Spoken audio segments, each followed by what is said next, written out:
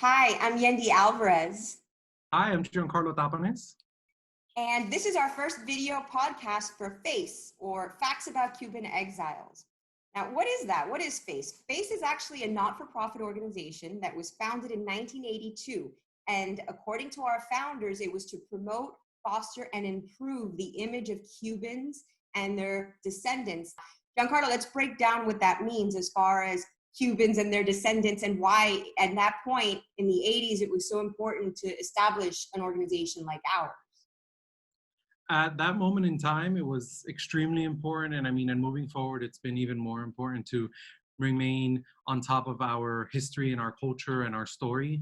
FACE was founded in 1982. For some of you who are younger, you may not remember that in 1980, we received in just a period of a few weeks, 125,000 refugees from Miami. And among those many decent and hardworking refugees, Fidel Castro placed a very small number, a tiny percentage, of criminals and mentally ill people, because it was his mission to show that all Cubans were, as he called us, escoria, anyone who opposed him.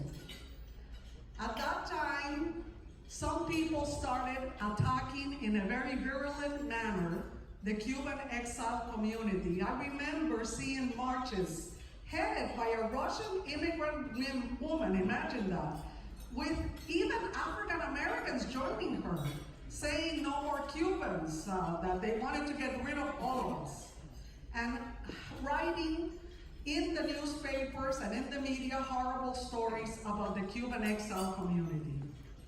Respected leaders such as Luis Botifol, Sam Verdeja, who is here with us today, Teres Ubizarreta, Armando Codina, who is also here with us today, Carlos Arbolella, and others, fought back.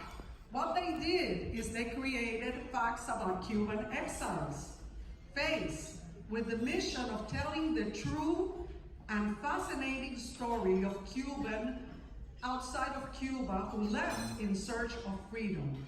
And it's more for us. We're the next generation. I was introduced to FACE by Frank Carreras, who's a member of our board. And the way he told me about FACE was that, you know, we're here to preserve our heritage and our history. And the more generations of Cuban Americans and the more generations of Cuban descendants that are being born here in the United States is one less generation that's close to the story and close to the root of who we are. And not for nothing, but I like being Cuban American. I don't know about you. I always identify myself as Cuban American, even just like you mentioned.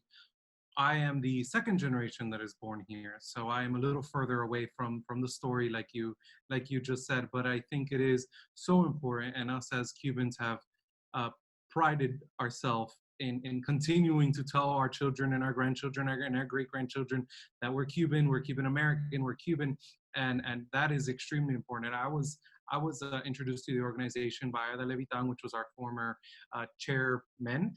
Chairwoman, excuse me. But I was introduced to the organization by her with the very similar kind of thought and introduction to it as being the next generation and the next voice who's responsible for keeping our story going and keeping our story, you know, in the mouths of others. And what I like about being a part of this organization is we got the big guns with us. We got the board of directors, the guys that founded it, Nuevo Herald. We've got authors. Sam Verdeja, the author of, you know, The Epic Journey, which is the book that this whole organization is really rallying it behind, because it's the truth. It gives us a perspective of everybody's story up until this point. And we're getting ready for a second edition, so stay tuned for that. All right. Also, one more thing about membership, which is very important, which is kind of a first for FACE. They're opening membership to the new generation, to the first, you know, Cuban Americans, the younger generation. And it's actually affordable memberships. We opened this last year and it was very successful. We have $100 memberships. You know, even if you can't afford a $1,200 table, there's still room for you here. We're a big family and we are all about inclusivity. So, I mean, talk to us about joining. Even better, we're a big Cuban family. And sorry to kind of cut you off, but The No, whole of course. That's a Cuban thing. we are a big Cuban family. We have all of our tias, our tios, our primos. We're all there to support and help each other, and that is the whole founding of our organization. And that's where we pride ourselves in taking it further and further, is bringing all of us together with our tios and tias, and really helping each other build ourselves up as well as our community and our story.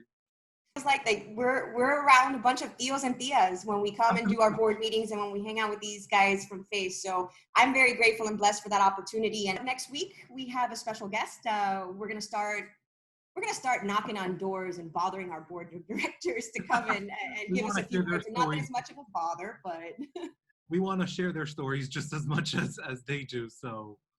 And we're this is cool. This is a moment in history and Face where we're finally virtual. We're digital now, guys. So join us, follow us on social media. Giancarlo, I have one thing to ask you before we end for today. What does it feel like to be Cuban American? It feels like it's undescribable, because you have so much behind and so much ahead of you at the same time. You feel an instant connection to almost all of those around you, because you share that story, you share that upbringing, and there is that kind of thing that's been going around social media between all of our Cuban Americans of our identity of Cubanidad, and you understand that. So it is incredible to be Cuban American and identify with so many people from all over the world and all over the country who are Cuban and come from Cuban descent. It's a huge family to be part of, and it's really, really fun. Even if we get our little abuelas giving us our funny jokes here and there and our funny taglines that we listen to them with. Which, by the way, if you have a funny tagline or a funny joke or a Cubanism, please leave it in the comments below. We're excited to be able to start sharing more of your stories on our digital platform. And always follow us. Just Google Facts About Cuban Exiles, and I promise you'll see a bunch of stuff, a bunch of links. And we're on Facebook, we're on Twitter, we're on Instagram. Get in touch with Giancarlo. His information is on our website if you're interested in getting a table. And for Facts About Cuban Exiles, we are Cuban Americans. See you next time. Bye, guys.